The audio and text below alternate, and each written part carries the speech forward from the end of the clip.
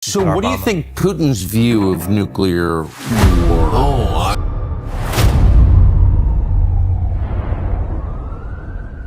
Hindi imposibleng magkaroon ng nuclear war ngayong 2026. Sa bawat pag-ikot ng mundo, nananatiling tahimik ang kalangitan. Ngunit sa likod ng katahimikang ito, umiira lang isang banta na matagal nang kinatatakutan ng sangkatauhan, ang nuclear war. Pagsapit ng taong 2026, maraming eksperto ang nagsasabing hindi ito tiyak, ngunit hindi rin ito imposibleng mangyari.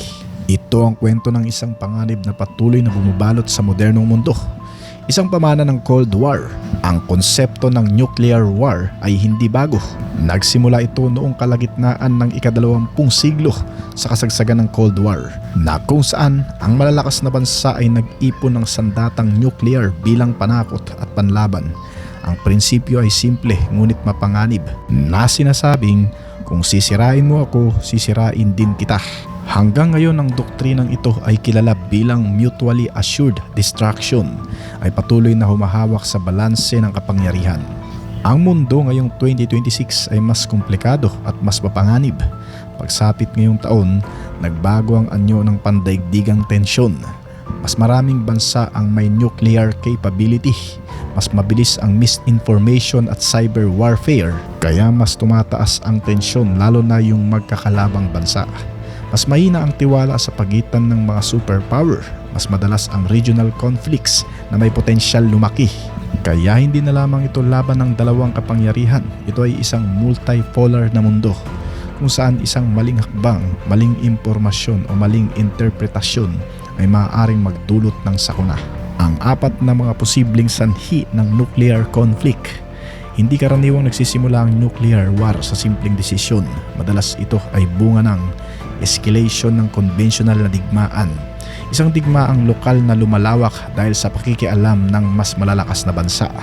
Pangalawa, maling babala o technological na error. Isang maling signal sa radar, isang desisyong kailangan gawin sa loob lamang ng ilang minuto. Pangatlo, political desperation. Kapag ang isang leader ay nakaramdam na wala ng ibang opsyon, kaya ito ang nangyayari. Pang-apat, ang breakdown ng diplomasya. Na kapag tumigil ang komunikasyon at nanaig ang takot kaysa rason, ay nangingibabaw ang galit at puot, kaya ang desisyon ay biglang nailalabas. Well, bakit hindi pa ito nangyayari sa ngayon? Sa kabila ng panganib, may dahilan kung bakit hindi pa sumasabog ang digmaan nuclear. May malalim na kaalaman ang mga bansa sa kahihinatnan ng nuclear war. May mga diplomatic channels kahit sa pagitan ng magkaaway, at may mga pandaigdigang pressure mula sa mamamayan at ekonomiya.